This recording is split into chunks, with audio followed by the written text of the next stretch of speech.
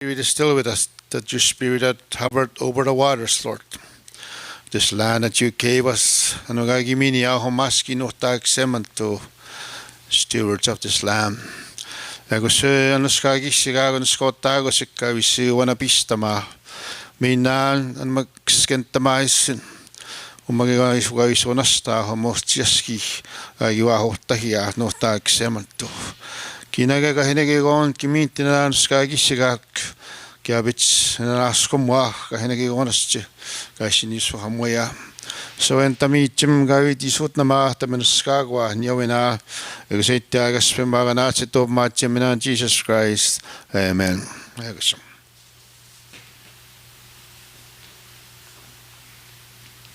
Thank you, Reverend Moore. When she's done setting up, we can get up and serve ourselves, and then I will get the Land Advisory Board Ed Vistrisel on the Teams to do a presentation. So we're going to, when Crystal, you'll let us know when they're good to go.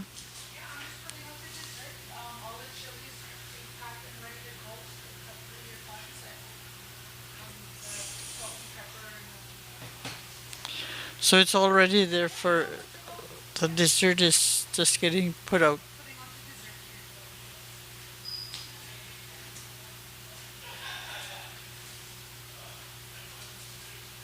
Elders first.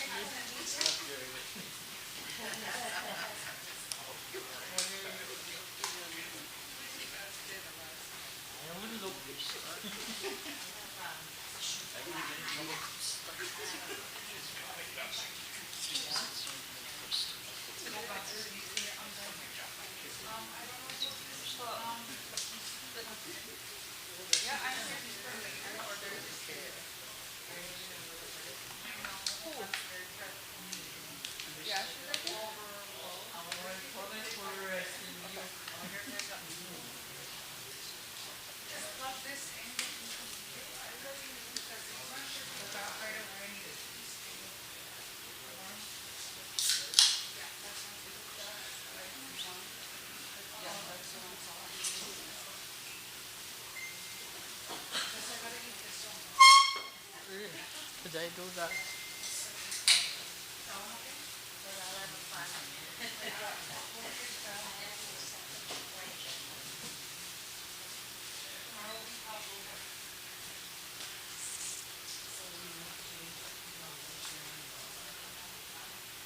No, no, sorry.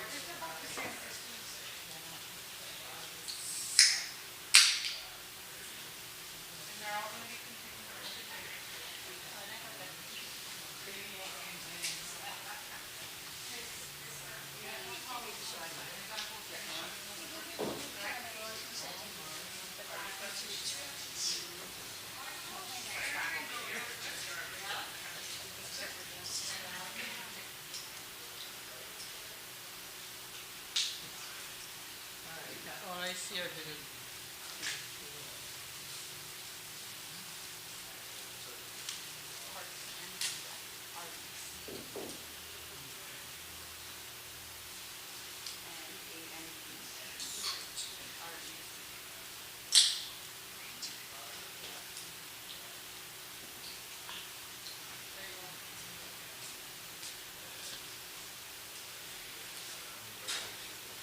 Huh? So this stuff needs to be locked up when you're done?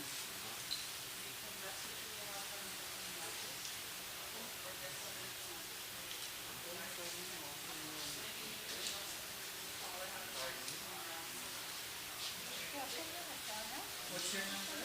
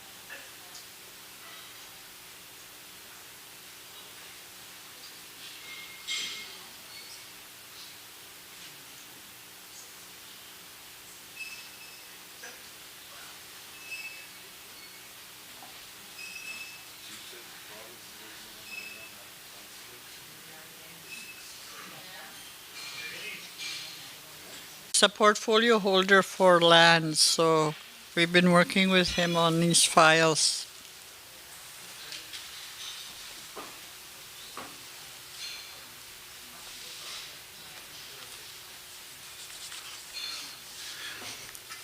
Danke. Na das kommen wir dann das ka bedostian mayo the Frida ga de ta bene ma ka gi nistamo masa gi ani musica te o ta hiu land code aski wana swe no gi se negate no io mai se pagose ne mo ag ni sta de no abasta mago ma o ta io Egidostian bundagas tagastan genago mat last week ut yik odawa giano ga mamo pinano mamo ichek udosche gitaskina ge udosche Canada papitus udosche provinces ayak ginan sa gitinni minanak egi mamo ichek agone gi piane mutamo ge no land code law.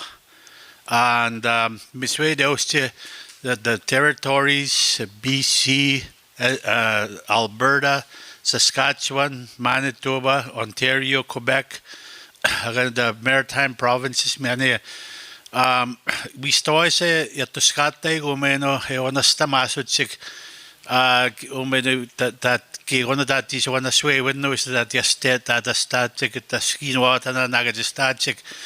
Gusto mai se pagusene mo ako mota pa uni ganos das gite ako das tione ma the reserve lands is an igan ane mamawat sa mayo our treaty sagi sign kagi sign na do agi sagi bas negat kagi bas negate isane ma ski kagi minego ya que se tagina ta shayak Egote sa gina tawana swat tama kana makina ne mat tawana samaso ya ke kon egota chigema me gochuma tabe mana gidisi pagusene mana gina nge kon da tamaso ya ke kon ayuma ise mistae hispanoisa cabbage ya ogimawin ne Canada even Manitoba we know que wana shot ko nanak ke ronda de utamak ke ronda ayak tanse de si utamak egoma ne ma yo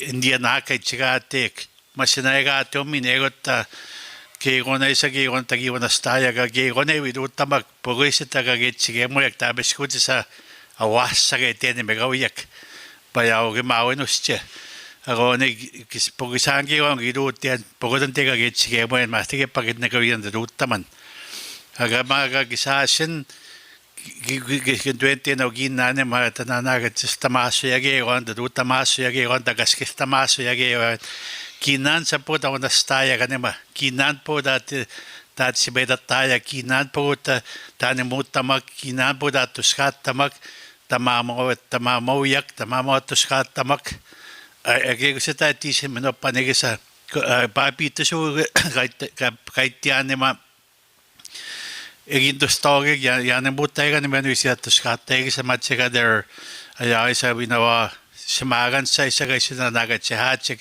we know ayawe wak da biskut gina smaga sigana ga taya go we start we know my yawe wak ta smagan sa da we know what a stock da wana swe when ne ma ga sita ga siachek aga kutagene go wana isa taski wat na naga chestachek we know one que mi nega that na naga just tawa ga say we know wana stawa ki sa wena tagi better state wena tagi bedu tagi gonego ta fo sa kina kitane muteno gistan ta beskudasko kya bitsumbe pe moine hoya kaya mantuba hydro Mr. Hensona just chigero tagi taskino Ego mai se kisasen ego se we do tagi ya gono we na po da pe chika ge chige mo chige sa ge gon so ego mane ma that to skatta magisa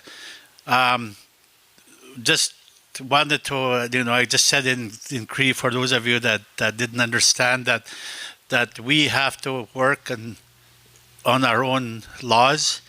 I attended a conference meetings last week, and there's First Nations communities from across Canada here, from the territories and every province in Canada that's right now working on their land codes or have their land codes in place, and they're determined.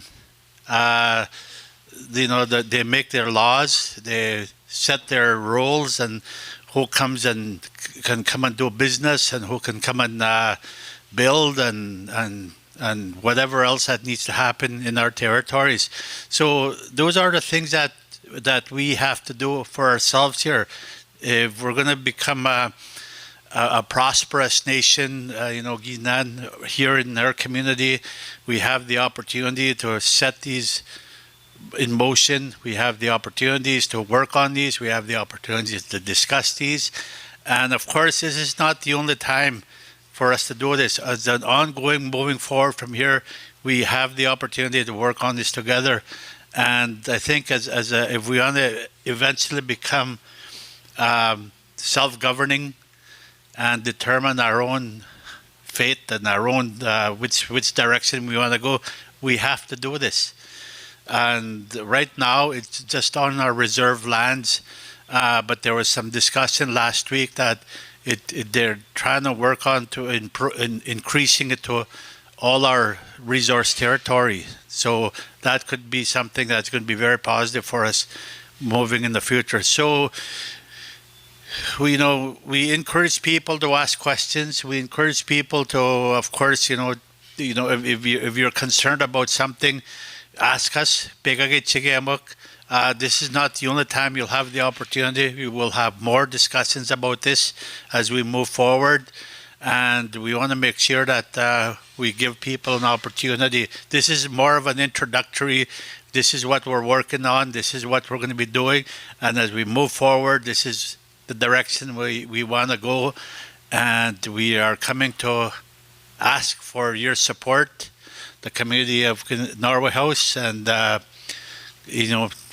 any questions that you have from there to be able to come and ask us to come and talk to us.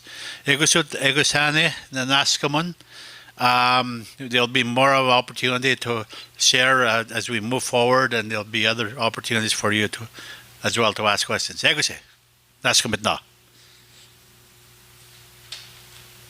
Thank you, Councillor Swanson. Our next item on the agenda is Loretta Mowat to give you a history of the 2017 vote. This land code that was this was tried way back in 2016-17 and it didn't pass. So Loretta's going to give you a brief overview of that, and then after we've done that, we're going to have Ed Fistersill through Teams doing a presentation on the land code, the document that's to be drafted by the membership. So we have the template out there for your review. We're going to be telling you what the next steps are in the future. So Loretta, if you want to come forward and do your presentation.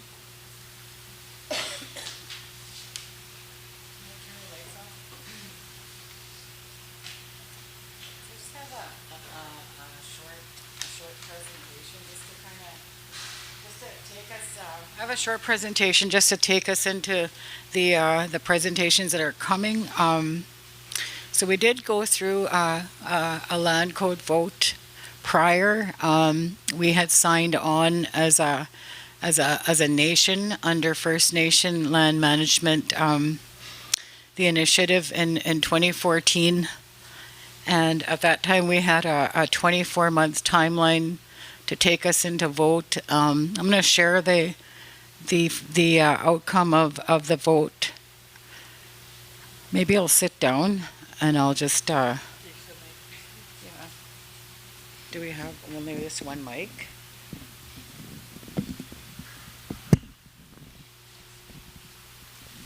Sorry about that. We're a little bit disorganized.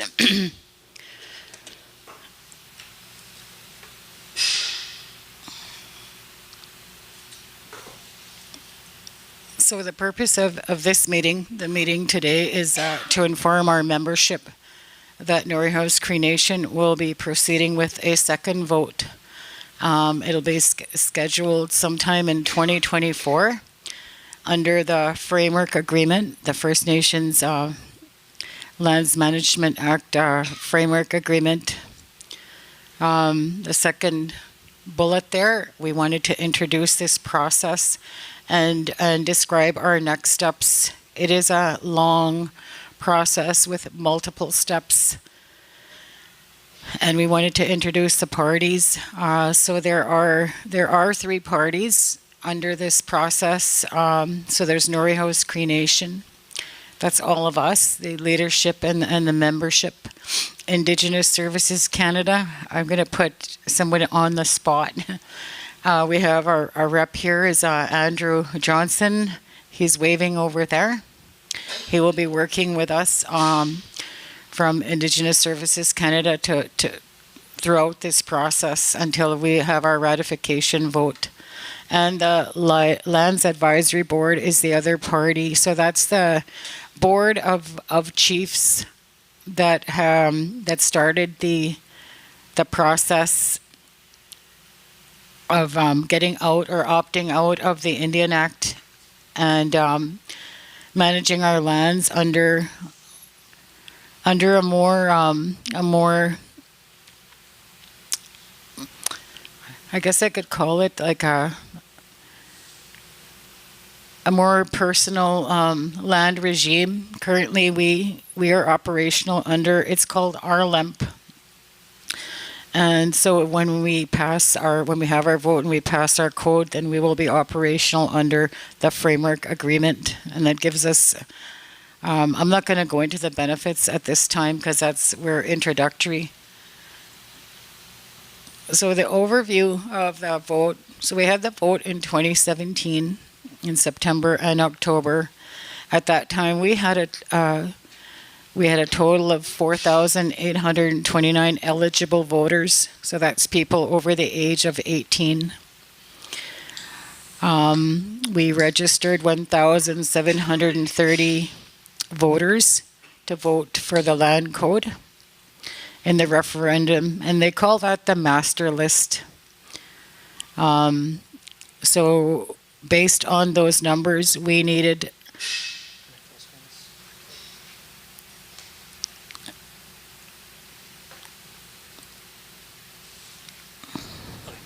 So based on those numbers, we needed 1,208 yes votes in order for our land code to pass.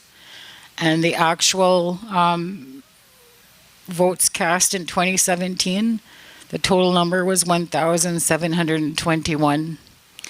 We had 1,050 yes votes and 671 no votes. There were a few spoiled ballots, but it was less than 20. But we didn't get that required 1,208. So our ratification documents, they were not approved by the membership. Therefore, our land code did not pass at that time. However, we did remain a developmental nation under the process. So last year, council decided that we would take our nation to a second vote. And we have a team consisting of Councillor David Swanson, Wayne Anderson, Frida Albert, myself, and James Dixon as the core group that representing Norrie House for this process.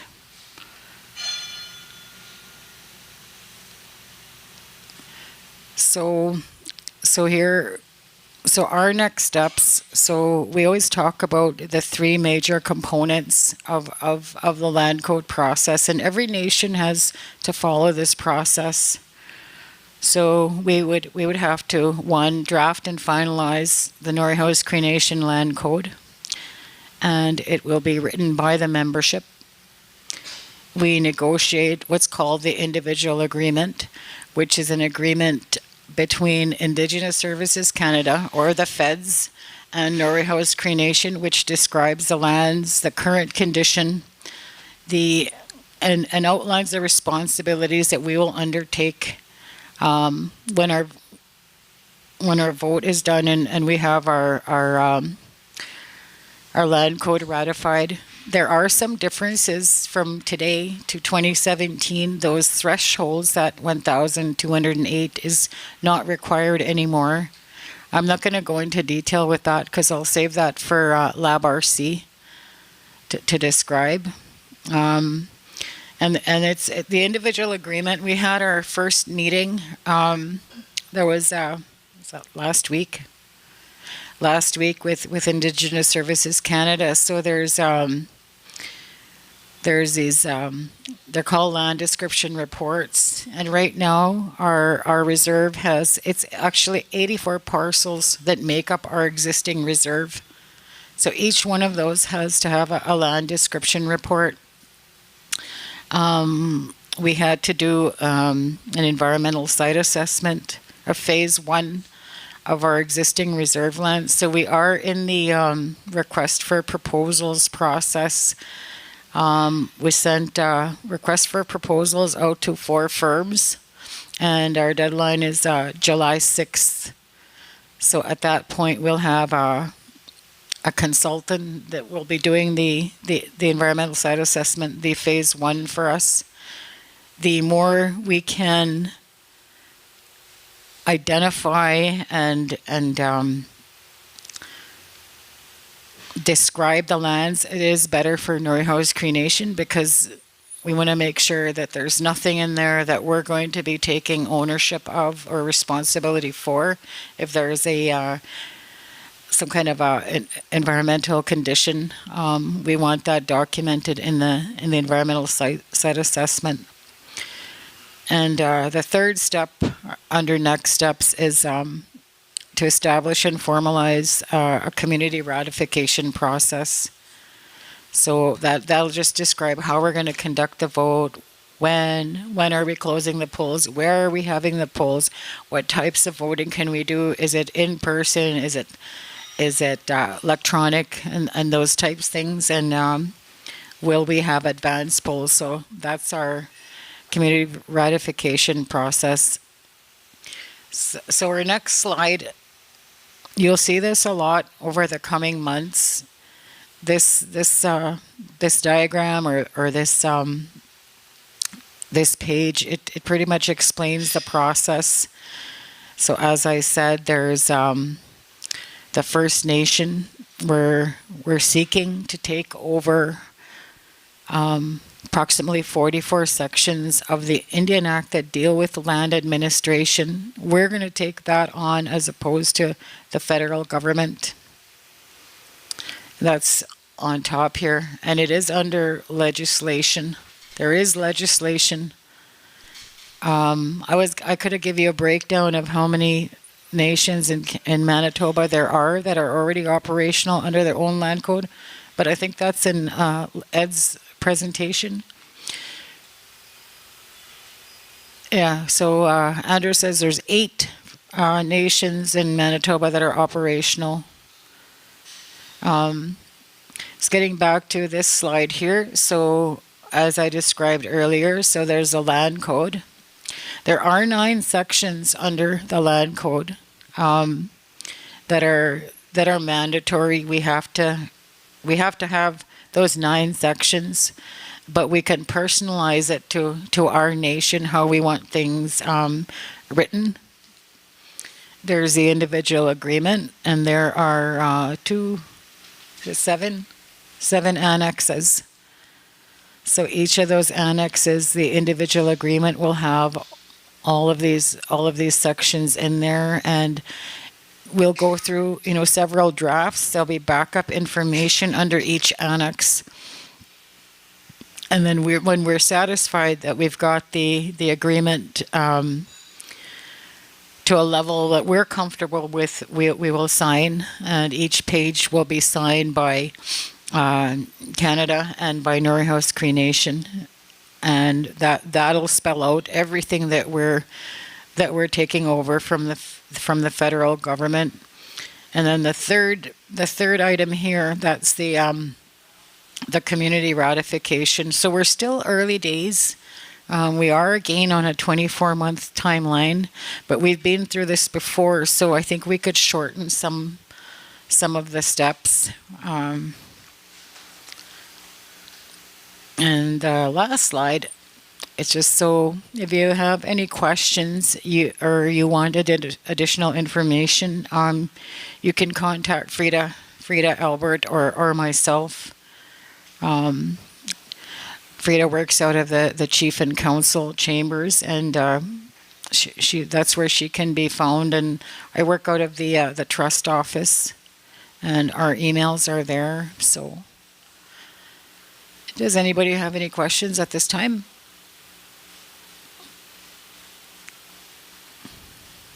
Did anything change, like from that first land code that was sent? Were there any changes made? So Ida asked, have there been any changes since the first land code? There are some changes. So remember when I mentioned at the beginning of the presentation, the Lands Advisory Board? So they're always trying to improve the process. So there have been changes. I'll leave that to LabRC to describe what those changes are. But I know our first go around in 2017, it made for it was a tough go. We were the biggest First Nation in terms of population and land base to ever go through land code.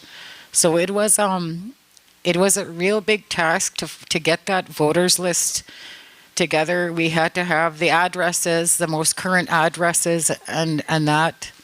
So a lot of lessons learned from that first time around. But there have been some changes. We do have a number of PowerPoint presentations, and the Lands Advisory Board is still negotiating additional changes. So as those things are done, we can provide all that information. Does that answer your question? Yeah, there is a website you can go to. So it's www.labrc.com, right? .com, and it has a lot of the information. Any other questions? Population, what about the population? Will that voters list increase by percentage or Our 1,208 last time? Was it? What about this time? So what I understand, and Andrew, you can help me out if you know, I understand that requirement is not there anymore. So I think what I understand is it's up to the individual nations. Like if we say, okay, so the ones that register and we want, if more than half vote yes, then we pass. That's how I understand it. It's up to the individual nations. Am I right, Andrew?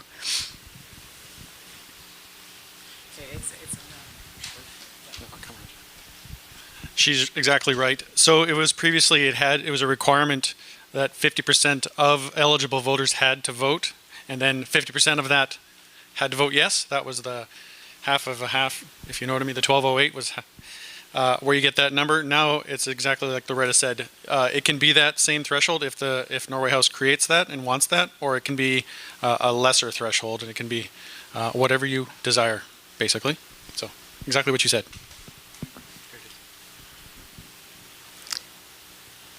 Yeah, so that's one of the changes. So if we had that vote in 2017, we had it today, we would have passed our land code at that time. So I thought it was a really strict. There's some other changes. I think LabRC can describe what those changes are. Are there any other questions? Okay, so. Jen, did Ed join? So Ed Visterzil is our rep from LabRC, representing the Lands Advisory Board. He's supposed to be joining us through Teams, but he's not available. So I would suggest that we can ask Andrew to come and do his presentation.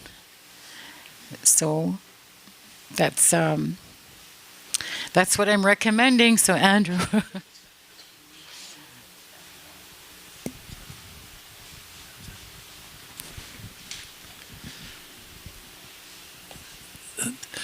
단체 유미나 그사신 꾸에니 뭐나이가 게치게 뭐에 게건 ям포니 뭐 샤티는 진짜스타가 나가 예유 거기나 스코시 나는 신디스탄 되니 뭐 하게세 더 비스타 마게세 다야미 하게세 디스탄 그사군이 뭐 나가 ям포 와가다 피아모 안드루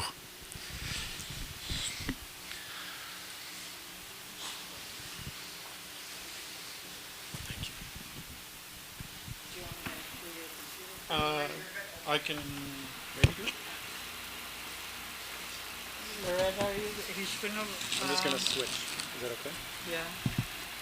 You're gonna know when my house is here. Yeah. Okay. This one?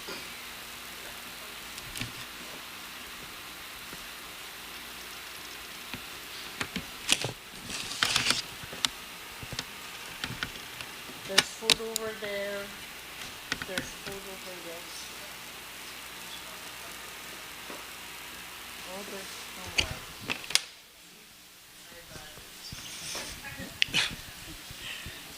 Okay. All right. So, hello, everyone. Thank you so far for everything. Thank you for your words, Councillor Swanson and Frida and Loretta. So, my name is Andrew Johnson. I'm a Senior Program Officer for Indigenous Services Canada. I work specifically, pretty much strictly on the First Nations Land Management Initiative in Manitoba. So, my entire role is to assist First Nations communities in Manitoba to go through the developmental process from the Canada side of the whole thing that Loretta kind of talked about. Normally, Ed would talk a lot about the benefits of FNLM, why it's good, et cetera, how is it beneficial to Norway House. I think it's particularly helpful to come from him. He is a member of Nissequoiastic Cree Nation, and his community is already land code operational. So he has firsthand experience, plus he also does this as his job. Coming from him, it's a little bit better than coming from the government, but I do 100%.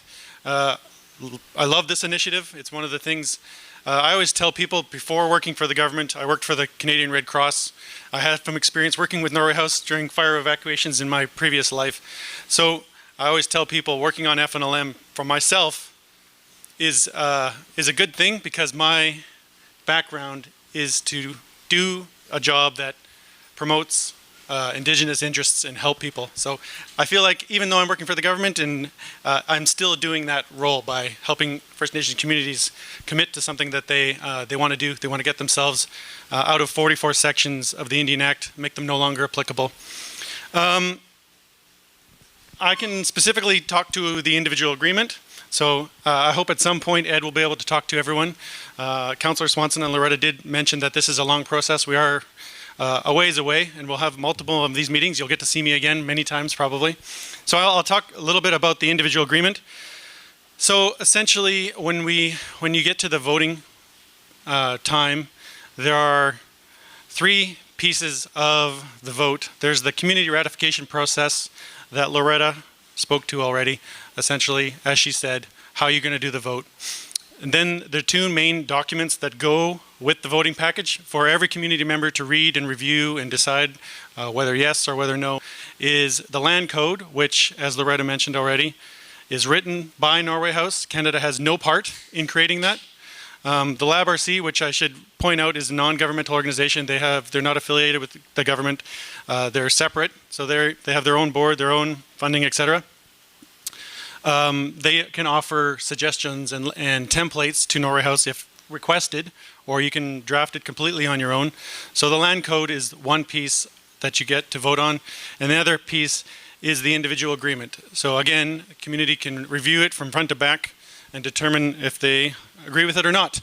essentially what the individual agreement does is lays out all the details for the transfer administration under Canadian law of Norway House lands. So basically, it's a legal document that lays out what Norway House is taking on from Canada, and Canada will no longer be involved in. So forever, essentially. I'll just do, I don't want to get too far into the weeds at this point. I'll try to do a high level, just an idea of what's in it. And if you have any questions, please ask. But as we go forward over the next bunch of months, more and more details, I'll actually have it written. You can read drafts of it as well. And you can ask more questions at that time too. So what is it? What is an individual agreement? It's kind of what I just said. It's a government-to-government agreement. It's a legal document which defines the transfer of administration over reserve land and resources from Canada to Norway House Cree Nation. Why do we need to have an individual agreement? So as Loretta mentioned, the framework agreement, that's the legal framework on how this whole thing comes into law. Under subsection 6.1 of the framework agreement, it states that an individual agreement is required. Excuse me. It provides specifics in regards to the transfer of a land administration, legal descriptions of the land to be transferred, and the level of operational funding to be provided to the First Nation. So at a high level, not down in the details yet, what is contained in an individual agreement? So the level of operational funding provided by Canada, so once a community does vote positively, they say, yes, we want to have a land code, and the land code comes into effect, Canada does provide funding for that to continue to happen. That funding is provided April 1st, the beginning of the fiscal year. It's transferred in full, and it's completely up to the community on how they utilize that those funds. And there's no reporting required back to Canada either. So it's Norway House's money to use for land completely. There is currently 4 levels of funding, which there's a formula, which I don't want to get too far into, on how that is determined. Further, what else is in the IA is information Canada possesses regarding the lands. So that can be like, as it states there, environmental information. Loretta touched on it a little bit about an environmental assessment and why that's really important. And it is extremely important because, to lay that out a little bit more, with the environmental assessment, so a contractor will come in and through all Canadian government documentation, all information provided by Norway House, interviews with elders, community members, physical review and actual site visits all across all of your lands that you want them to go see. They can determine if there are any environmental issues, there's been a gas spillage at some point in the last, 50 years or 100 years, or what have you, anything that can be identified. And that is important to be identified prior to going to land code, because if there is a requirement for it to be cleaned up or Norway House wants it to be cleaned up, Canada is responsible for cleaning that up to the land code vote. So that's why it's important to find that out. Further, there's the individual agreement also describes the terms of the transfer, including rights, land administration, and revenues. In the individual agreement, there's information about how to notify others. So that's just in reference to if there are currently any existing permits or leases on Norway House land. It's just discussing on how and why, and that Norway House needs to notify that Canada will no longer be administrating those lands, and Norway House will be administrating the lands. So you have to let them know. There's also an interim environmental assessment process. So without trying to overly complicate this, essentially within the individual agreement, there's a section that talks about, okay, trying to keep this simple. Whenever there's a project that Norway House wishes to undertake going forward, always there's an environmental assessment on how this building is going to impact the lands in the area around it. And okay, I'm trying to think of how to say this simply. So that and it needs to be evaluated, because if it's going to be a negative effect, obviously you don't want to have that built, right? So under a land code, Norway House can write their own environmental laws and their own levels of what the requirements would be for a project to go forward. So they have to be at minimum what the levels are now, but if Norway House chooses to make them even more stringent and more strict going forward, Norway House could write that into their land code, and that would be the minimum levels that the environmental protections had to be in place. But within the individual agreement, until such time as the environmental laws are written, there is an interim one within this document as well, so that which would be applicable until such time that Norway House created their own. There's also a dispute resolution process, and then obviously an amending if either party, Canada or Norway House, wishes to amend the document at a future date. I kind of touched on this a little bit. Operational funding is calculated under an operational funding formula. That formula and that number is negotiated between the Lands Advisory Board in Canada. They're currently negotiating right now because it's delivered in, so that the funding levels are set at a 5-year period, so every 5 years, and we're at the end of that, so they're negotiating a new 5-year period as we speak. Transfer of revenues. So this is Annex B within the individual agreement. Essentially, in accordance with the clause 12.8 of the framework agreement, it states that, so currently Canada does maintain 2 accounts in Norway House's name. So there is a capital account and a revenue account that Canada administers. So what would go into those accounts, or if there's a lease or a permit on Norway House Cree Nation land right now, the rent comes to Canada. Norway House can request it at any time, and it's delivered at any time. But under framework agreement and under land code, Canada would no longer accept those funds, and those monies would go directly to Norway House, and any money that's in those accounts now is delivered to Norway House as well, and zeroed out, essentially taking Canada out of a process that they don't need to be in the first place. I should reiterate, individual agreement and land code, framework agreement, the whole point of this whole thing is to get Canada out of community's way. It's just to let you guys do what you want to do on your own lands and get Canada out of the way. And this is a part of that. We're no longer taking money on behalf of Norway House, and it's all delivered to you. Some of the information that Canada provides within the individual agreement are what are existing registered interests and licenses. There is a system that monitors that, so whatever is in there, all that information is put in. Further to that, information relating to land instruments, reserve land descriptions. So Loretta mentioned that we had a meeting last Friday that was also with Natural Resources Canada, and they have a piece to play in this process as well, because they help write the description of the lands, because they have the mapping, etc. So it's important to have that, because under the current framework agreement, under law, Norway House is taking administration of Norway House lands, so we need to know exactly where those lands are, right? Environmental issues I've already talked about, and information relating to environmental conditions, which is kind of what I discussed. Also within the document is the transfers of right administration. Canada transfers all of its land management authority, the rights, powers, and obligations as a grantor of lands instruments to the First Nation. So just to reiterate, should Norway House wish to grant a lease to whatever organization, whatever business, it would be under Norway House's land code on how they do that, and your community would be the one who's giving that permit, that lease, and it's no longer, as it stands now under the Indian Act, Canada is the party between those, that business and Canada, and it would remove Canada, and it would be Norway House and that business, essentially. So the process for writing this for the vote is to draft one. It's negotiated between Canada and Norway House Cree Nation all the way along. I'm literally the person who writes it.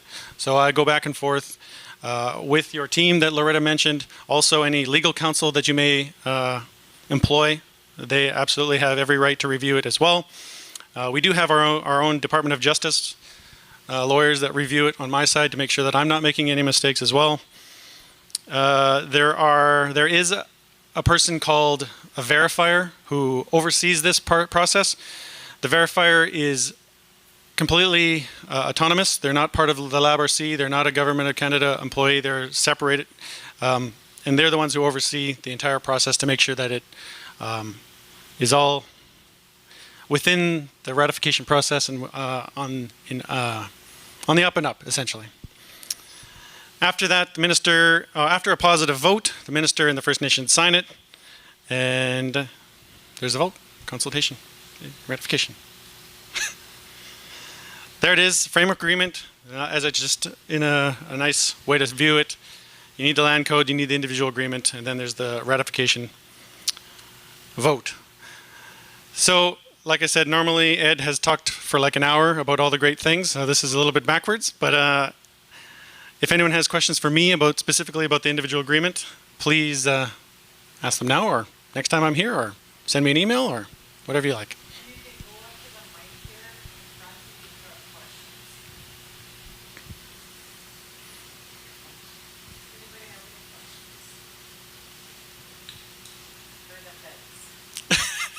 Specific to this is my expertise. I don't know other stuff.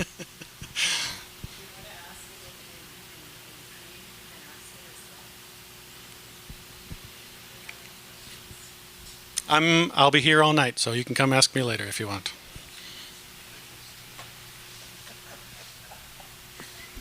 Thank you, Andrew. So is Ed in the lobby?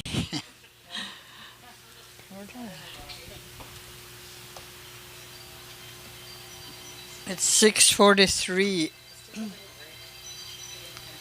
Okay, we're gonna take a 10-minute break. We'll try and get a hold of this guy to come on to get on Teams. So 10-minute break.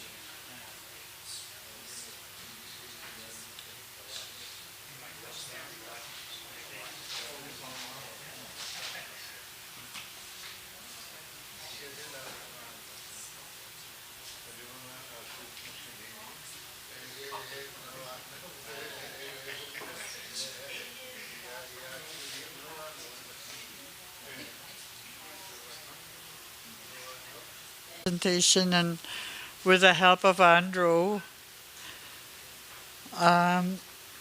she will go through the presentation.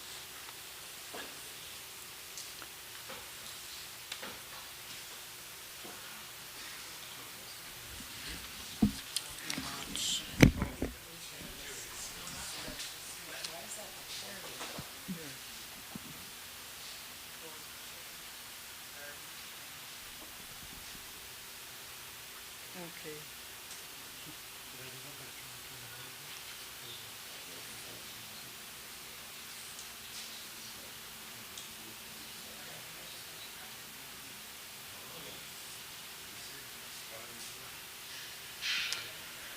So this is the presentation that Ed gave when we had our first meeting with LabRC and Indigenous Services Canada. So we'll go through this presentation. So Ed would be the regional rep for the prairies for the Lands Advisory Board, and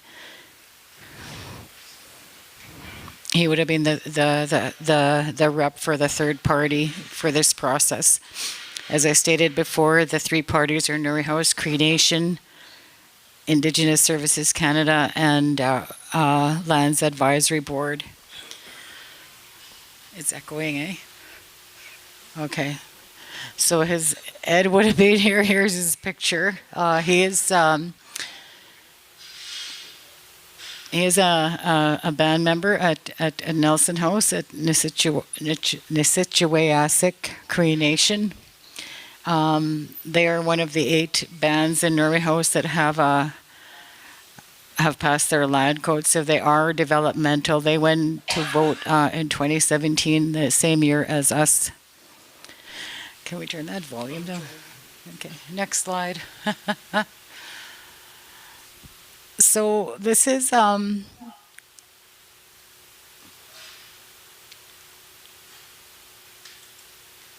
won't do as good a job as Ed. He's more familiar with these things than I am, but this is a spectrum, and it shows the land governance options here in our country, in Canada. So at the bottom, do you want to explain this part?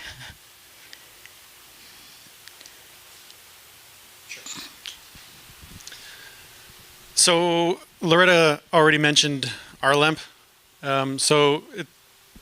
that's a piece of it. So essentially there's 4 land management regimes in Canada that a First Nation can be under on how the land is administered. Most First Nations in Manitoba are Indian Act bands. So the laws that are within the Indian Act, the 44 sections of the Indian Act that talk about administration of land, that's how they operate. Whatever the Indian Act says, that's the laws of the land for the reserve lands. Delegated authority. Nuri House is currently under the delegated authority. That's the Reserve Land Environment Management Program, RLEMP. Essentially, the laws of the Indian Act still apply, but a community under RLEMP would have a land manager, a lands office, who are beginning to take on the duties of land management, the actual job of land management day to day, but the rules they have to follow within their job are still the Indian Act rules. That's how it works. Sectoral self-government is just kind of a snappy catchphrase. It's not really a really great one, but essentially that's what FNLM, First Nations Land Management Land Code is. It's removing a community from the Indian Act specific, so the sectoral specific to land. The 44 sections of the Indian Act would no longer apply to that community. And that's what that third level is, sectoral self-government. So as far as health and education, etc., those Indian Act laws still are applicable. And then the final level, according to this picture here, is full self-government, where a community is separated from the Indian Act completely in all ways. And there's only one community in Manitoba that's currently under that, and that's Sioux Valley Dakota Nation. That's it. I'm not sure. There's not that many. Loretta asked how many there are in Canada. There's not a lot. I don't know the exact number, but it's only a small handful. I do know that for the FNLM, I believe fully operational, land code, I think it's 105 nations in Canada have already passed their land code and are now under that regime. There are close to that number again, maybe even more, that are in the developmental process, which is working towards it, as Norway House Cree Nation is.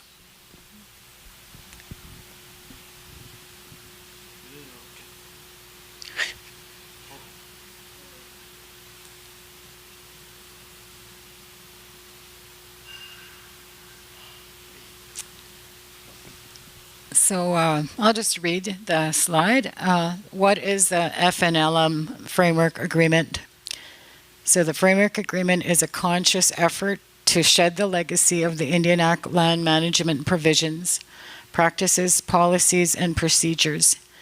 It gives the First Nations the option of withdrawing their lands from the Indian Act in order to exercise control over their lands and resources, and that is replaced by a land code. It eliminates 44 land management related sections of the Indian Act. For example, leasing, permits, designations, ministerial approvals, and these are replaced with First Nation land, the First Nation land code and or land laws. One thing that, so Councillor Swanson mentioned he was at a conference last week. I was at the same one. And one thing that one of my table mates was talking to me, and I liked it, and I'm going to use it tonight. He was saying a lot of First Nations are familiar with band bylaws because that's how it's written under the Indian Act. And he takes offense, this person at my table takes offense at that, and he doesn't like calling them bylaws. People need to stop, once they're operational, calling them bylaws, because under an FNLM, and you have a land code, it's not a bylaw. It's a law. All right? It's your law. Next slide. Negotiated FNLM Framework Agreement. The Framework Agreement was negotiated by First Nations who grew tired of Indian Act-based limitations and delays. The Framework Agreement, signed by 14 First Nations, February 1996, has grown to over 100 who have land code-based jurisdiction. 8 land code operational in Manitoba, including Broken Head, Chimahawan, Long Plain, Mississippiwistic, Opaskwayak, Nisitjuasek, Fisher River, and Swan Lake. There are 8 land codes that are developmental. Those are Gambler, Poplar River, Canupawapa, Saging, Peguis, Sandy Bay, Roseau River, Wasquisipi, and that last bullet there, this was in November. This is before we signed our agreement to restart this process. The 3 inactive were Buffalo Point, Norway House, and Wayway Sikapo. So we are developmental again. We're not inactive any longer. The role of the National Lands Advisory Board and the Resource Center. So the Lands Advisory Board, they're an elected political body comprised of 10 board members plus the chairman, and I believe the current chairman is from Manitoba, Paul Chief. Board represents 3 regions in Canada, BC, Prairies in the east, and the board supports First Nations in accordance with the Framework Agreement. And I recommend you go to that www.labrc.com. You can look at the Framework Agreement there. We have copies as well in our office if you want a printed copy. That website is really, there's an incredible, a lot of information there. And it's always being updated, so it's always relevant. And it's a ton of information. Yep, as Andrew says, there's a lot of information on that website, even for First Nations who aren't under FNLM. It's a real resource. So the resource center, and this is where Ed works out of. So it's the technical body that was established by the Lands Advisory Board. They oversee the day-to-day operations, including support for lab activities, financial administration, and technical advice. And they provide operational and developmental support services to the nations. For example, reviewing surveys, communications, environmental site assessments, technical and professional services. We have used our first go around. We really used their. They had a certified Canada Land surveyor on staff. She's since been. She works for the federal government now. So she was a real resource in reviewing the land description reports. And Dennis can recall us sitting there half the night waiting for these things to come in and start reviewing to make sure that there were no errors. And we at that time we had 62 land description reports to review and the maps. So her name was Tanya Bigstone, and she was a real big help in looking at that. She works for the feds now. So, but but Lab RC has a new person with whom I haven't met yet. Next slide. Yeah. I just wanted to make one little further distinction. I hope I do all this justice. So another way to distinguish between the LAB versus the RC, they're kind of often described as intermixed or the same, but they are a bit of a separate. So the Lands Advisory Board on the left-hand side there, one of the part of their role is to negotiate with Canada about any changes to the framework agreement going forward. I think Loretta had mentioned how the question was about changes and any updates. The lab is always pushing for updates to make things clearer, simpler, easier. They're also the party that negotiates the funding levels, the actual amounts, etc. And just one further little comment about the RC. Yes, they're completely helpful to communities trying to go through the developmental process. But once you go land code, the RC doesn't disappear. They're very useful and helpful and continue to be helpful for operational, for anything that the community wants to do going forward. They have tons of resources. They have conferences like we just attended about issues for operational communities. So they continue to be a resource even after you have your land code, for sure. And they provide virtual training for a lot of the. I attended a few this year, so it was really handy to have that educational component, so that we can learn how to better manage our lands and to prepare for after our land code is passed. Next slide. So, what are the services the Resource Center provides? So these are just some of the things. So operational and developmental technical field support, environmental and enforcement support services, land description and survey support services, capacity building, training and professional development, land use planning and related support services, communications, development and support services. So the list is endless. So this is it's a logic model for First Nation land management, and I might mess this up, but basically you have so right at the top there you've got functions. Your functions are derived from the prevailing statutory framework. So whatever it is that's in place at the time. Under legislation or policy, and that's what guides how we manage our lands. So in the model, the next item, I guess, is First Nation Land Management Policy Framework. Am I going the right way? No, I'm supposed to come down. So number one there, protection of First Nations interest in reserve land. Number 2, natural resource management. Number 3, environmental management.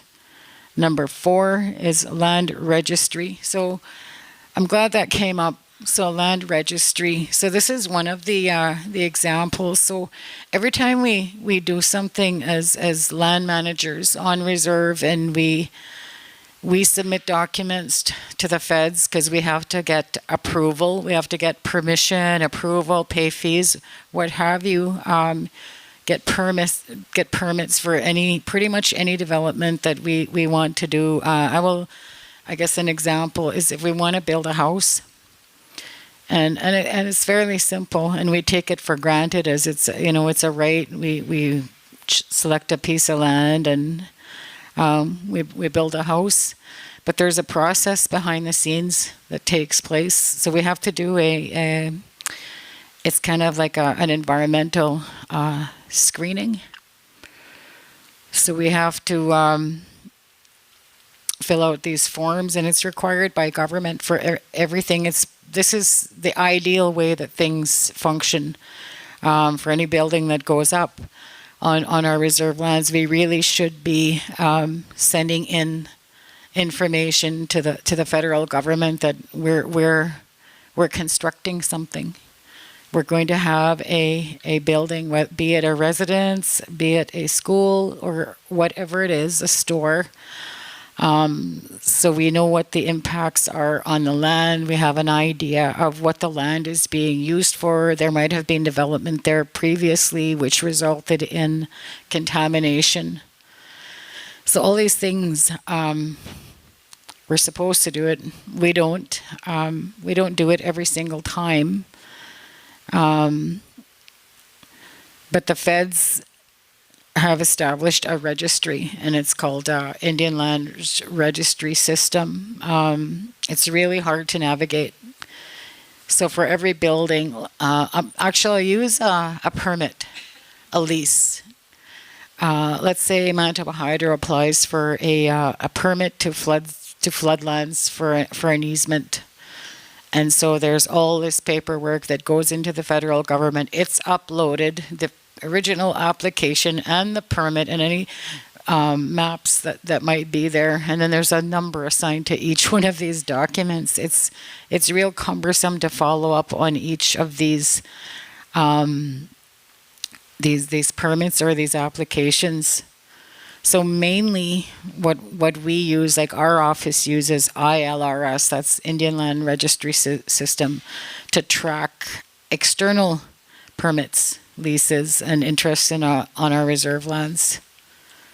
But the plus side would be, or the negative side would be, is that we don't really track our own activities, and we really should be. So everything that's happening, any development on our reserve lands, should really be tracked in a database, a registry.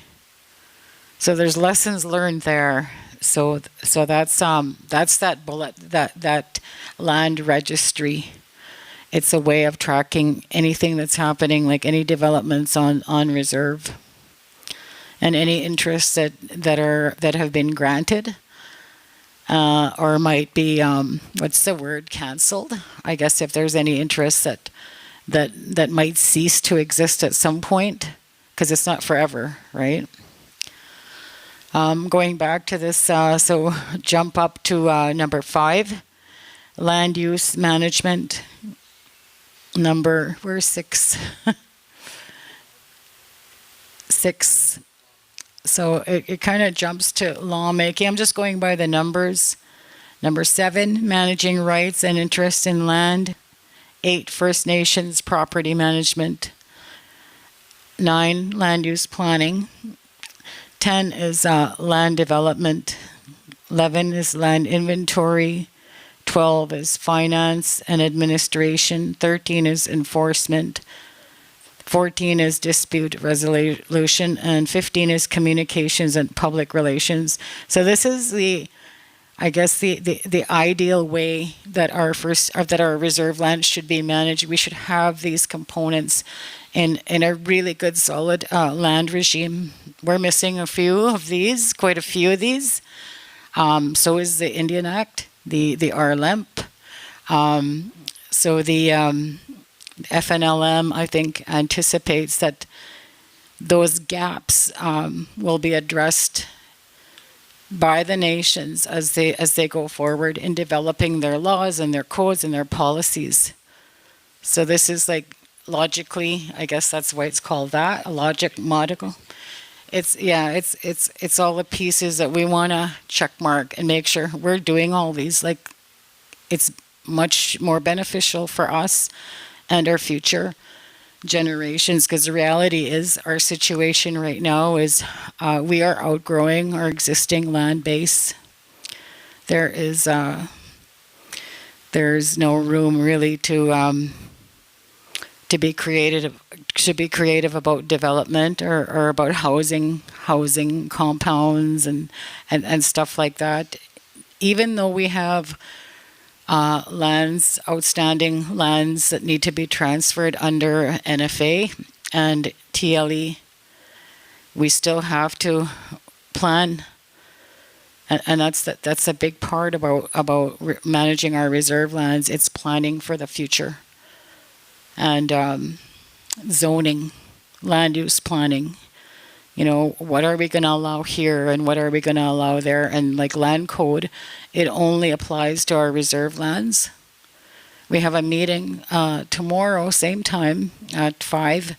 We're going to start talking about land use planning and land use, but that process is our entire resource area, but it includes reserve lands. So as we're doing these two processes at the same time. So back to the presentation, so the next slide. So here's some Indian Act facts. So right now, all our land management, it's prescribed under the Indian Act. So these are some of the issues, I guess. So there's a quote up at the top there, and it says, "The great aim of our legislation," and it's got Indian Act in brackets, "has been to do away with the tribal system and assimilate the Indian people in all respects with the other inhabitants of the Dominion as speedily as they are fit to change." And this is quoting John A. Macdonald in 1887. The Indian Act, so there's bullets under that quote. I'm just going to read them out. The Indian Act's sole purpose was to assimilate and colonize First Nations people. With the introduction of the Indian Act came the bureaucracy of Indian affairs. It has been widely criticized and attacked by First Nations people and communities for its regressive and paternalistic nature. It was made by Parliament, not by First Nations people. It can be amended without First Nations consent. It requires ministers' approval for many decisions we can make locally. And that last bullet, the Indian Act was essentially intended to exclude us from Canada's economy, isolated us on reserves, and take over the rest of our land and resources / our territory. So that's next slide. So what is a land code? A land code is the basic land law or legal framework of the First Nation and will replace the 44 land management provisions of the Indian Act. It was developed by the First Nation subject to the framework agreement. Again, you can have a look at that website and you can read the framework agreement. Alternatively, we can print the framework agreement at our office if you want to pick up a copy. The Minister of Indigenous Services Canada will no longer be involved in the management and decision-making of a First Nations reserve lands. The land code does not have to be approved by the minister. It's approved by the First Nations membership. And it sets out the First Nations powers and obligations for reserve land governance with local decision-making.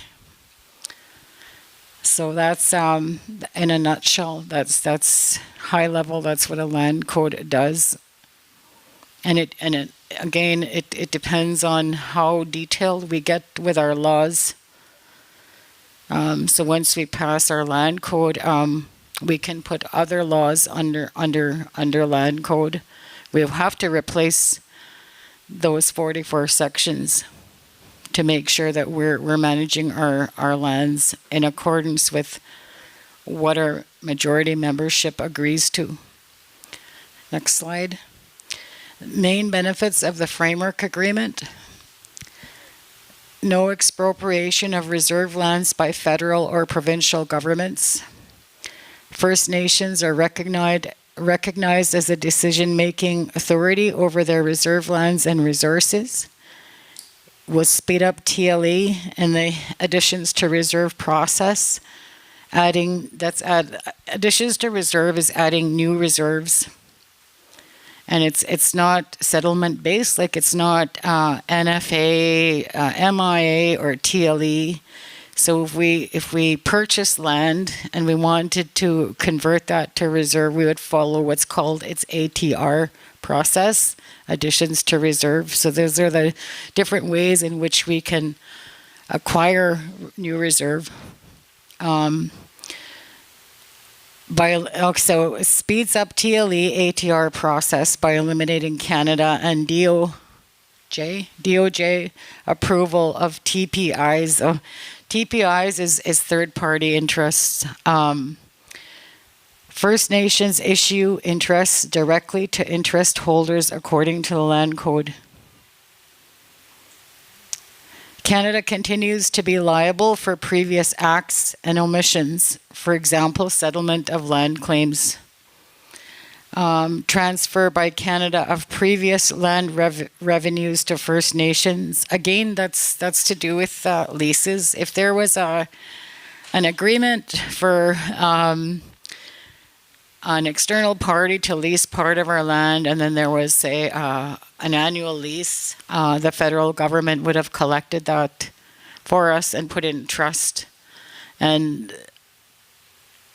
while we don't cancel existing leases, the money will come to the First Nation as opposed to the federal government.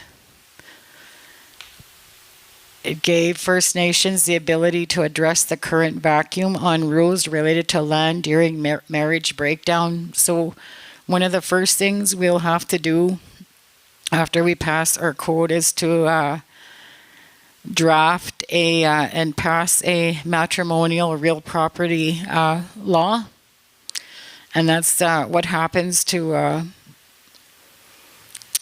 say a house upon when a marriage breaks down. So there's no not that there's no fighting or conflict, but it's like we will pass a law, because right now there's one in existence, and I think it follows the provincial legislation. So if a marriage breaks down, it's like couples are they have to follow the provincial law on marital breakdown, which is not always consistent with our traditions and our beliefs. So one of the first things we would do is to establish a matrimonial real property law. I think that's a good example. Not that necessarily Norway House, but whatever community in Canada, if there was a traditional way of dealing with healing after a couple separated, and the community wanted the traditional way of dealing with that situation, it could be written literally into the law that that's how you deal with it going forward. And your traditional ways, there's now actual laws as well. So it takes away Canada's way or province's way, and you can be replaced by whatever the community sees fit. And that's a good example. Like if there was I can't give you an example, but if there was a traditional way of dealing with that kind of situation, that could now become the new law. I think as well it eliminates that like certain marriages, certain couples, certain situations, the one spouse has more power than the other. But like if they earn more, I think that eliminates those types of those types of situations, if you have that law up front, and it's the community that decides, so maybe maybe it would have more an impact on couples to work together and work things out and get along. That's what I believe. Maybe, but you see where it's going. The question. I think a good example of that is when there's non-band members married to a band member. Yeah. Because according to the current Indian Act, a non-band member cannot be assigned a band house. Yep. This is a really good point. I thought she was going to repeat it. I can't stand. So a good example of this is when we have intermarriages between our band members and non-band members or members from another community. So one spouse dies and it's perhaps the band member, and then there's a non-band member in the house. How long does that person have to live there? They cannot inherit the house unless we have our own matrimony real property law. Or say, for example, there's a non-band member raising underage kids. They keep the house. They live in the house until the kids are of age or something like that. So I think that's the gist of the need for a real matrimonial real property law, and other conflicts like Loretta and them have identified. Thank you, Loretta. Just going down that list. So, community control over land management and development. First Nation lands continue to be lands reserved for Indians within the meaning of Section Section 9 and 1 of the Constitution Act. Inclusion of both off-reserve and on-reserve members in important decisions. That's one thing.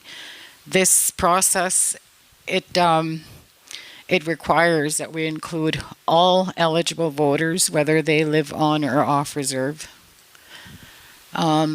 Ability of First Nations to protect the environment. I really like this one. Establishment of a lands committee or board that's elected by First Nations to provide technical assistance.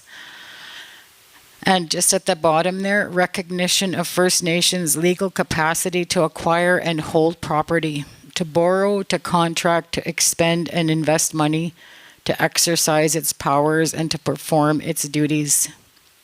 So it opens up some business opportunities that we wouldn't otherwise have. That's depends too on, like, I know a lot of the more urban situated bands, like, they've really capitalized on this through their land code, like in building partnerships and that. And there's no reason why, like, we as a more remote rural band couldn't do the same. So there's opportunities here, all kinds of benefits. So next slide. So here's the steps, and we've seen this in one of the previous presentations. So so there's an expression of interest that's received by ISK and the Lands Advisory Board. There is a BCR and community profile assessment questionnaire. So this has been done. Yeah. One tiny comment. So yes, it has been done. It was done in 2014. Once you're adherent, you're adherent forever, and you can choose to be not proceed with the project if the community wants, and you become like a dormant community, but you're still signatory and part of it, and you can choose to re-engage, as Norway House has done at any point. But I just wanted to make one little comment, something that's just happened real recently. It talks there at the very first bullet that expression of interest is received by Indigenous Services Canada in the lab, Canada used to have a say in who was accepted into First Nations land management. So if a community wanted to be part of it, they would say, "Hey, we want to be part of it." And I believe 99 times out of 100, they were accepted, but Canada had a say, so they were part of that. Very recently, in the past month, the whole intake process has now changed, and Canada no longer has a say. The Land Advisory Board will accept that expression of interest, and they're the ones who make the determination of who's accepted in, because obviously there's an associated cost for going through the process. So there's a certain number of communities that are able to go through year on year, and the Lands Advisory Board would be the ones who determine who's accepted or not, if there were to be a ton of communities that wanted to join. Canada can say, hey, maybe this community has a red flag for whatever reason, but ultimately it's the lab who decides. So that initial expression of interest is submitted to ISK and lab. First Nation is selected to be a signatory to the framework agreement, and we've done that, 2014. First Nation provides consent to be added by signing adhesion document, and we did that. First Nation meets with ISK and lab to review the implementation document. So it's not called that anymore. So we've done this now twice. So the document itself, it's based on milestones and all the steps that are required for each party, for First Nation, ISK and lab, who has to do what, and all these steps have to be done in order to there's just a number of steps, and that is a work plan. Our first vote, that was the Bible for Loretta and I. These steps that we had to follow, and there's a number of parties involved. Like there's a verifier, and there's a ratification officer, and there's all kinds of steps. So it's pretty much the recipe to get your code passed and your community to become developmental or operational. Yeah. Yeah. So First Nation selects effective date, and DPFA is signed by all parties. So we've done that twice. We just recently signed the DPFA in January 2023, a new one. And there's a time frame for the parties to complete activities is 24 to 36 months. So we opted for 24 months, thinking that we can shorten it a little bit because we've been through a lot of those steps before. Next slide. There's that this is a model, right? This is the pretty much the framework agreement on First Nation land management, what it looks like. So right at the top you have the First Nation, and the other side there's federal government, and right in the center, framework agreement on First Nation land management. And at the bottom you have these four boxes. So the first one is the land code, and there's 9 parts to the land code. The individual agreement, and there's 7 annexes in the individual agreement. And the third box is your community ratification process. That last box is the First Nation Land Management Act. So this is how a nation will develop or become operational under FNLM. So they develop their land code. They negotiate an individual agreement with the federal government, and they take those documents to vote in a referendum. And it's all like the whole process is outlined in the FNLMA, which is First Nation Land Management Act. Actually, I should say something about that. I'm surprised Ed still has this in his presentation, because I've heard lab staff scold people about this. So the original, not to get too much, but originally, the original 1314 First Nation communities that created this whole idea, they wrote out all the details within what they called the Framework Agreement, still called that, has all the details of what's needed. And then Canada, to give it the force of law on our side, created the First Nations Land Management Act. So they were kind of worked together as a pair to make it legal and lawful. But there was always a bit of a sticking point because the original First Nation communities said, hey, what do you need this law for? We wrote it. This is in the framework agreement. This is what you need. You don't need that act. Well, in December last year, the act was actually repealed, so it's no longer a law. It's not even, it shouldn't even be there. Everything that needs to be known and is in the framework agreement, and that's the force of law in itself. So that little thing there, Canada's piece of it has been repealed and doesn't exist anymore. It's being repealed. I didn't know that. Okay. So I guess there's 3 boxes at the, just imagine that's one's gone, and so we're following the framework agreement on First Nation land management. Yeah. I just want to say, like, you can see the theme. The point is to, like, remove Canada from this whole, from everything, right? It's to give, to not even to give, it's to have First Nations take the power back of their own lands and have Canada removed from it. Okay, so There's nothing to give if it was there originally, right? so good to know. Okay. So okay, so overview of land code. Should I go through this? Up to you. These are the sections I'll let you read. Yeah, these are pretty much the sections that every land code has to have. There's 9 of them. So we will, as part of next steps, we will be on June 27th. We're tentatively June 27th. We would like to have another meeting and just to start going over that, the handout there, the model template, model land code. The first go around, we did 3 sections at each meeting. And we'll probably do it the same way unless we're really energetic that day, and we'll go like to the 5th, like part 4 or part 5. But those are there's 9 sections that are required at minimum under each land code.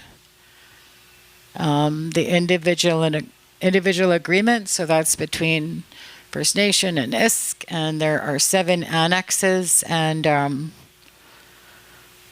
we went through this one with a fine-tooth comb. Every single, like there's a lot of backup information for pretty much all of these annexes, a lot of other information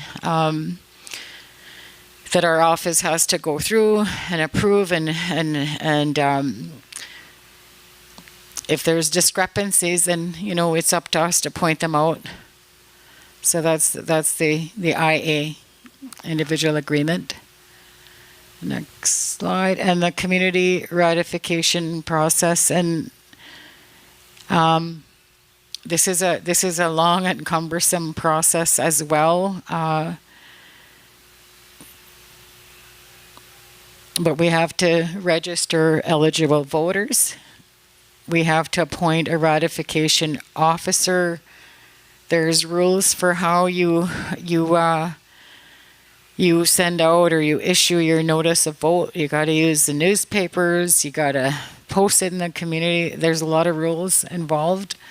You have to identify your methods of voting, your voting day, whether it's going to be a week, whether you're going to have polls in Winnipeg and Norway House. Like all these decisions have to be made. Right down to the rules for when you start opening your ballots.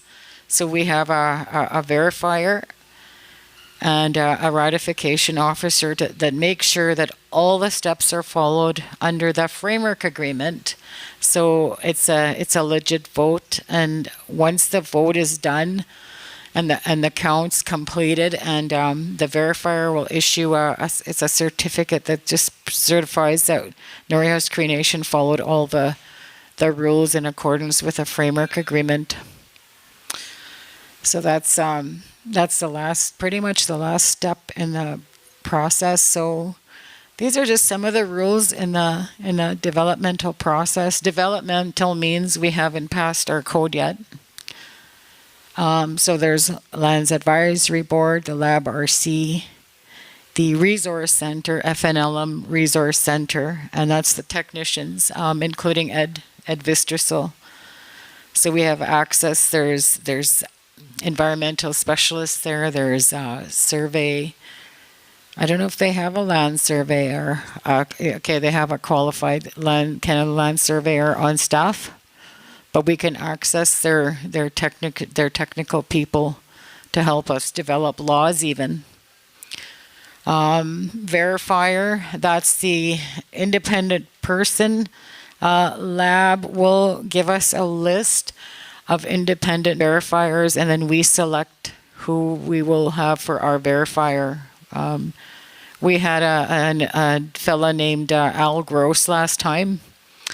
He was really good. So he is the one that oversees all the verifiers, from what I understand, currently. So he doesn't do the work anymore, but he would oversee whoever it is that we select. NRCan, that's Natural Resources Canada. So they do a research on every parcel of land that's going to go under our land code. So right now there's 84 parcels of land that makes up all our existing reserve. And what is the acreage again? I forget. 30. Yeah, I'll have it on another presentation. Yeah. Still Noros. Yeah. Andrew was just saying, so in terms of land base and population, we still are the largest that went through FNLM, that went through this process. And then there's ISK, Indigenous Services Canada. So they will be negotiating that individual agreement and assisting us with the environmental site assessment, so that, like I mentioned it earlier, we are in that process of, we put a call out for proposals to do a phase 1 environmental site assessment of our existing reserve lands. And some, so as I said, 84 parcels make up our current reserve. There won't be a site visit, like a real intense site visit at each one of those, but for this area, like, we're going to have to identify every single issue, like environmental issue here. So once we select we have the consultant identified who's going to do the phase 1 site assessment, we'll have a kickoff meeting here with that consultant, and we'll talk about our lands and our apex. Remember that? Areas of potential environmental concern. So we have to talk about everything that we know that could be a concern on these lands. So that's, we'll have meetings there as well. Yeah. I was just going to tell you, I think I have a photo. Yeah. Okay. Yeah, we had, we've kind of been back and forth with this on a map of that existing reserve. One was provided, but it was a little bit messed up. So at our meeting last Friday, we just asked if they could redo the map so that we could have a better look at, to scale. That's to scale. Yeah. Okay. But we will have, at subsequent meetings, we'll have those maps available. Next slide. So here's an example of the process, and this kind of coincides with our timeline. So First Nation develops the land code. First Nation community, or First Nation defines their community ratification process. Verifier verifies the land code and the community ratification process. So at the same time, ISK provides information to the First Nation. And right in the middle there, First Nation and ISK complete the individual agreement. So ESA, it's there with a little star beside it, this environmental site assessment, and the LDRs. And then Chief and INAC, or Chief and ISK, I guess it is, initial the individual agreement. And each page is initialed by our chief and the rep, is it the minister? The RDG. Each page, and that has to happen about 103 days, or a minimum of 103 days before the actual vote. And then that last box there, then the community vote. So the membership votes on the land code and the individual agreement. So for that, these are some of the timelines. So we can be voting by next fall, easily by next year. Successful votes, key factors to consider, voting requirements, ability to acquire minimum standard of all eligible voters at the polls, considers on and off reserve members, the methods, mail-ins and registration, communications. I don't need to go through this, eh? Okay, no. So it depends on how good we are at communicating. We want to make sure everyone gets the information that's necessary to get. We can use a number of different methods. I like virtual to provide the information virtually. It's hard to, you have a membership this size and you have like 4,000 plus eligible voters. It's pretty hard to mail something to everybody.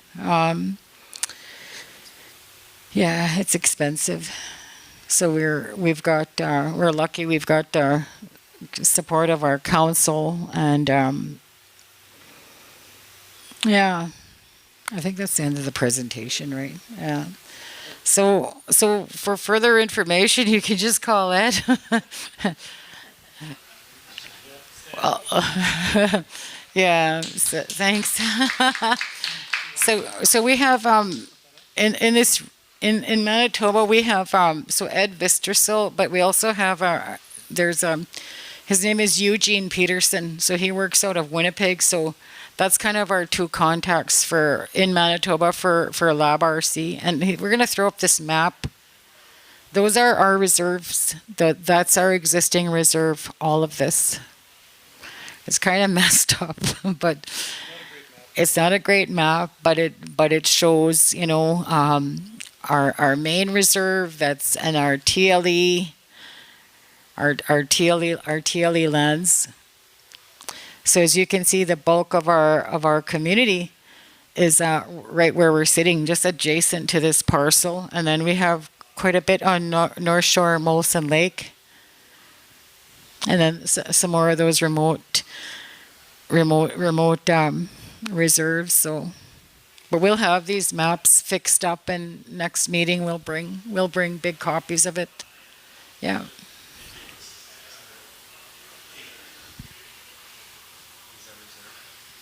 Yeah, pink is the reserve. And we're roughly about 65,000 acres of tree land have been converted to reserve. That has 65,000 has been. Might be more in the past couple of years. We'll fix up this map, and we'll provide a list of all the reserves and their acreage to go along with, and whether it was existing or whether it is TLE. We are committing to do that. We did discuss that at our last meeting. So that's Ed's presentation. That's a lot of information. Any questions for Ed? Well, thank you, Loretta. You did a good job, Andrew. So if there's no more questions, Loretta touched on the next steps, which is meeting on June 27th. And if you want to take that template home and look at the information on there. who has a question? Okay, there's a microphone there.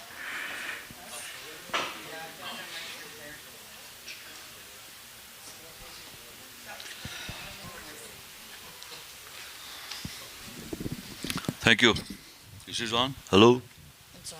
Just a couple of questions. Like in the Indian Act, what does it do to the individual's band member entitlement of the 160 acres per person? I'm not sure. What will it do to this? I mean, what will this process do to that entitlement? Well, I'm not 100% sure what you're referring to, so I'd have to double check. But essentially, if it's related to land management,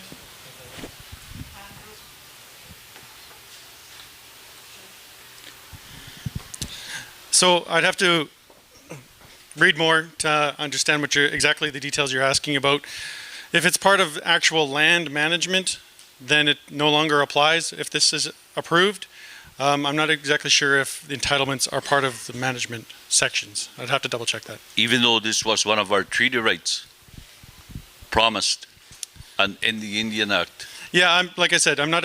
It's only the administration and land management section. So So I'd you have don't to. know. I'd have to. I don't know. Yes. Okay. So, and then the other thing is this process we're looking at, like what effect does it have on that transfer agreement of 1930? Is it any relation to that? I don't think so.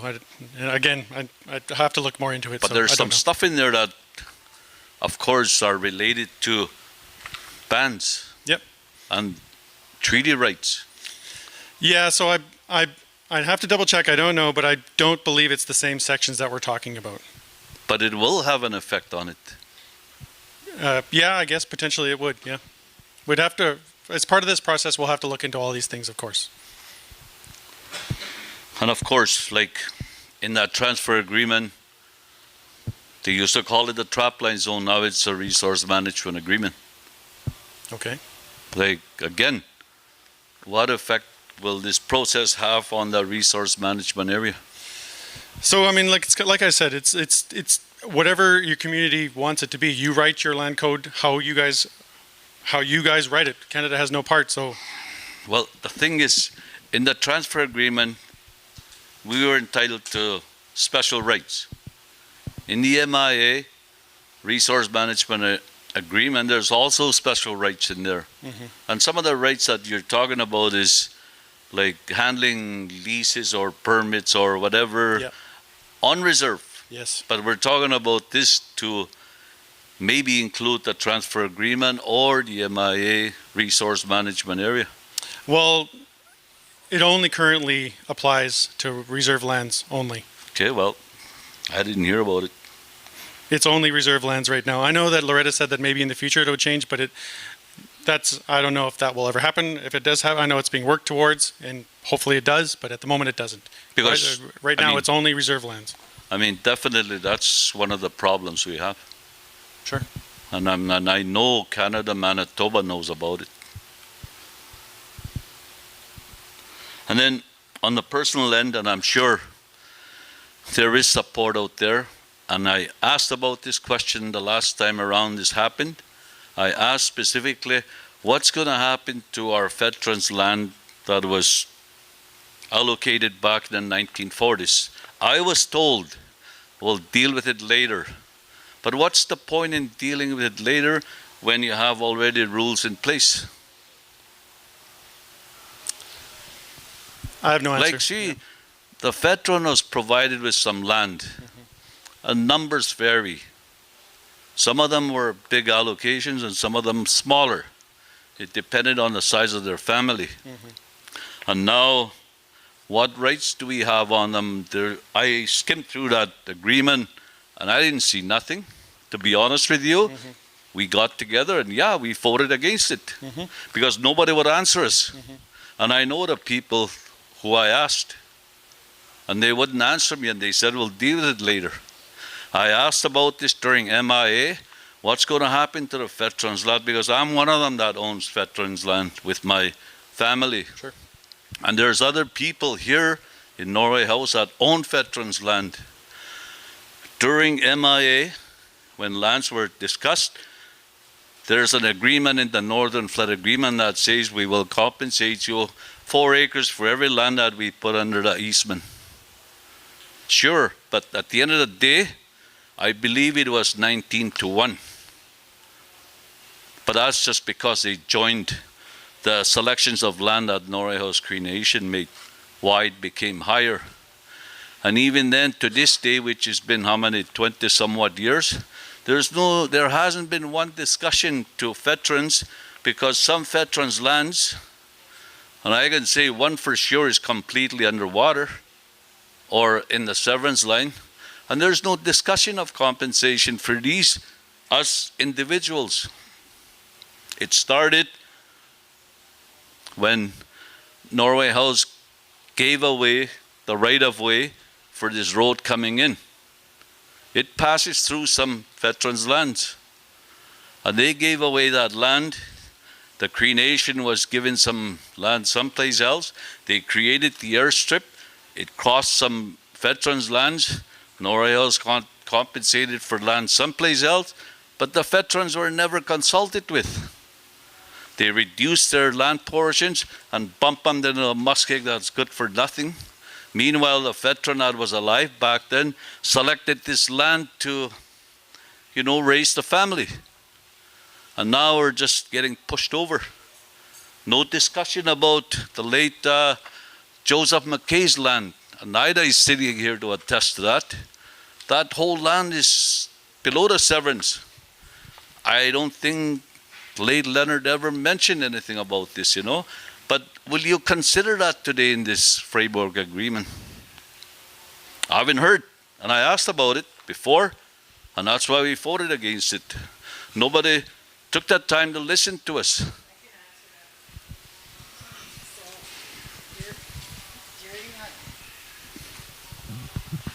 So the initial process, that's an Indian Act legacy issue, what you're describing, those veterans' lands. It didn't come from the Indian Act. It came from the chief and council at the time. When the veterans came back, they wrote a BCR for these veterans, and Bobby Chubb signed it, Well, it was identified. So one of the things, it's in one of the annexes for the individual agreement, there is a table that identifies all the Indian Act legacy issues. This is an Indian Act legacy issue that you're describing. So veterans' land was included in there. And the government at the time, the people that we were dealing with in 2016 and 17, it was an issue that would be dealt with post-vote. Like if you start dealing with veterans' lands at this time, we will not have a vote next year. That's the reality. I mean, it was allowed to happen under the federal jurisdiction. I'd like to see that, because I didn't see that. You have a lot of the documents, but I mean, it is, as far as when we were negotiating the individual agreement, it was flagged as an Indian Act legacy issue. She's referring to Annex E, so that's a section that we can... That's my question. Is it going to be discussed? Is somebody going to listen to us this time around? And have it as something to be worked on. So it would have been, it was in one of the annexes, and he says Annex E as an Indian Act legacy issue. So we didn't meet the threshold, so we didn't go back to the work plan. That's what happened here at the nation. Maybe somebody should have explained it last time around. This was explained this exact way. Because it's the same issue. It had nothing. There's been no progress on that file. It's sitting the same way it did in 2017. As are a number of the Indian Act legacy issues that were identified. So, and we worked as hard as we could to identify every single thing that we could going forward, so that it wouldn't become. We needed the background document that created the conflict or the issue. That's why it goes in that annex. So just to reiterate, there is a section, so it doesn't get lost, it doesn't disappear. Somebody explains this time.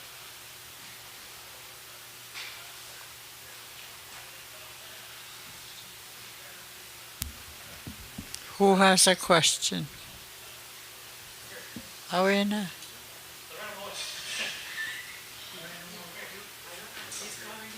Oh, Loretta Mortis.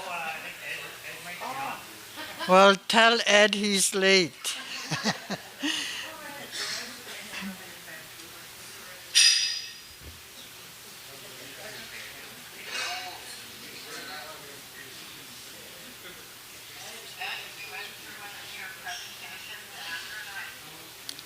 Well, maybe.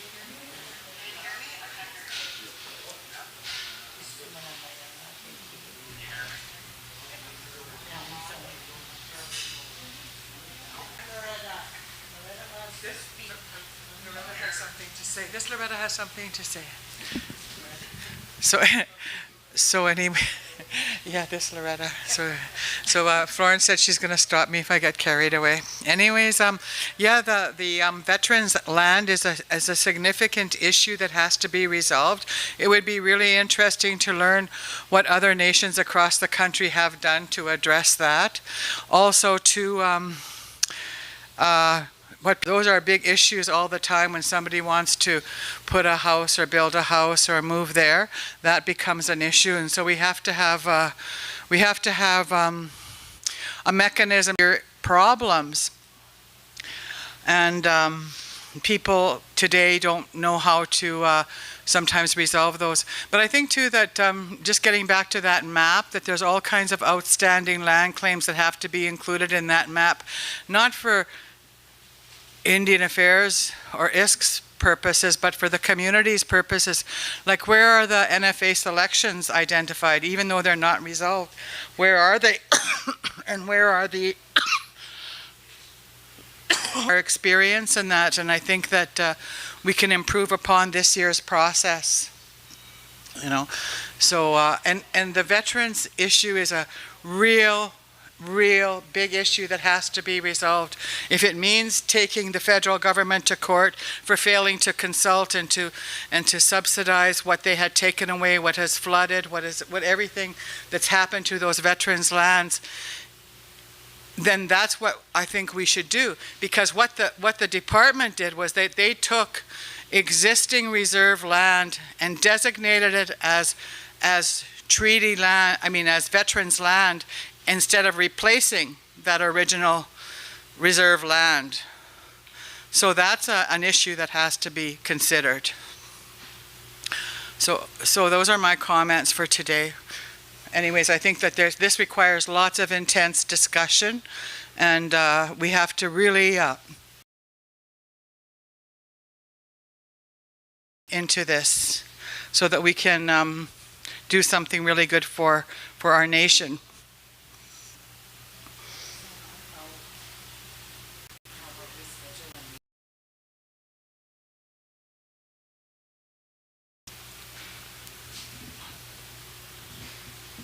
Are you going to put it on? No? Well, there he is. There he is. Anyway, thank you for your comments, Loretta and Alan. What we're going to do is have a meeting just on concerns alone before we go into the draft of the template. So and some of these questions that were raised, we'll try and get answers before that meeting happens, and that meeting will be June 27th. Did you want to respond? Can you hear me? Yeah, I can hear you. The hydroplaning and the easements. So there's a suggestion here that maybe we wouldn't, or we need a lot of discussion before we proceed here. Say check. Ed. Check. No, it's Hello. Where's your speaker? How come he? He has to keep talking.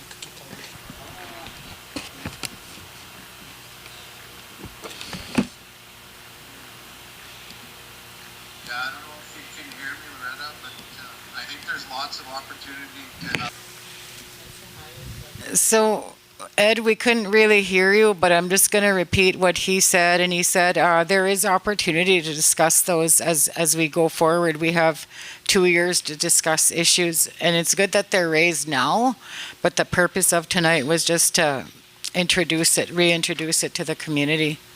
So what we'll do is we'll keep our ongoing log of concerns that are raised. And like Frida said, we can have a meeting just to discuss concerns, issues that anybody can think of. But in the meantime, the model, and if it's not there, like we'll let you know when the meeting is. Ed, can you hear me?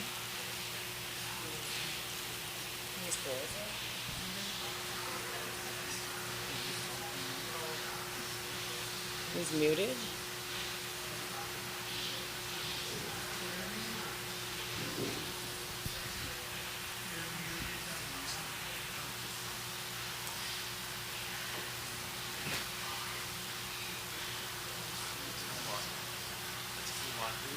Move on. Yeah. We'll meeting at these meetings, but I guess virtually that's not going to be something that we're going to try. We'll try and bring people. I don't like that word annex. It reminds me of residential school. But where do you get copies of these? That's what? Annexes or whatever.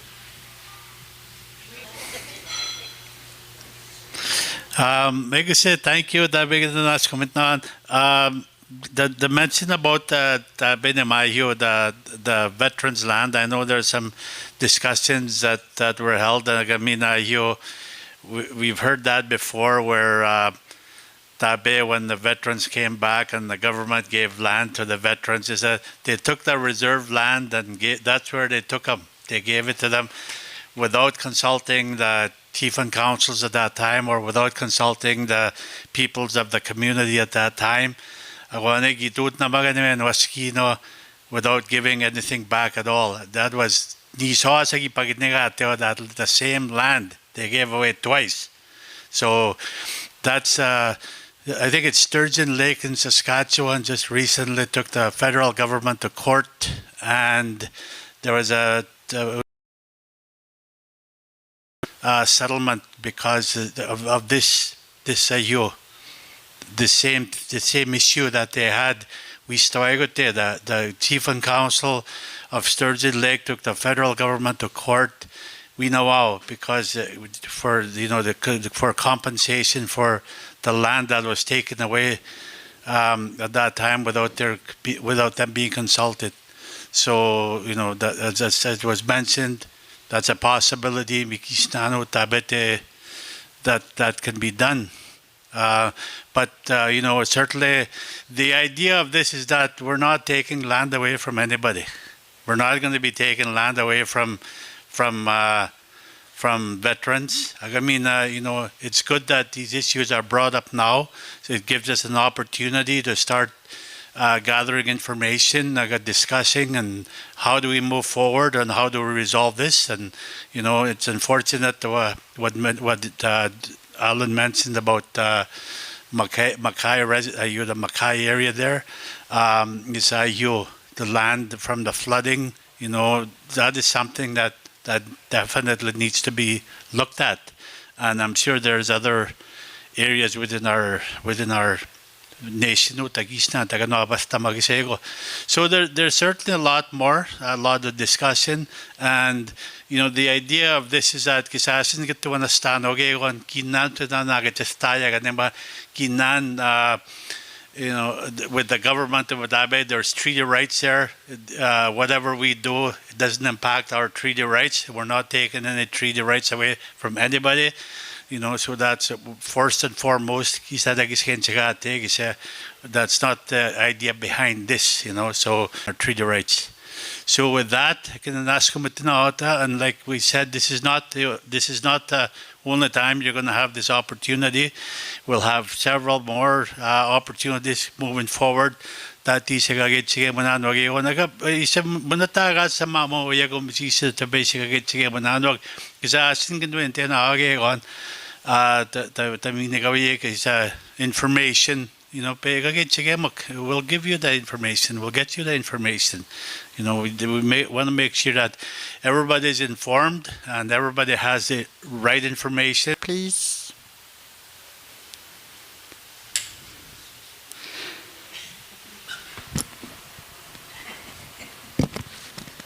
We had more people to have a better understanding of what's going to happen and what's going on. But, you know, we can just give it to the Lord that everything will resolve itself through Him for this day, Father. We thank you, Lord, for your love and mercy. And, Father, we thank you for the understanding and the wisdom that you have given us. And for those that are the working group, that you further give them the knowledge. And for their safe travel home, that your hand will be upon them. And we thank you, Lord, for those. I know it's a tiring thing when it comes to trying to put things together. And Lord, we thank you for the people that are already taking part in this process. And we give you the honor and glory that you'll give us more wisdom. We thank you. In Jesus' name, amen. And may the grace of our Lord Jesus Christ and the love of God and the fellowship of thy Holy Spirit be with us now and forevermore. Amen. Thank you.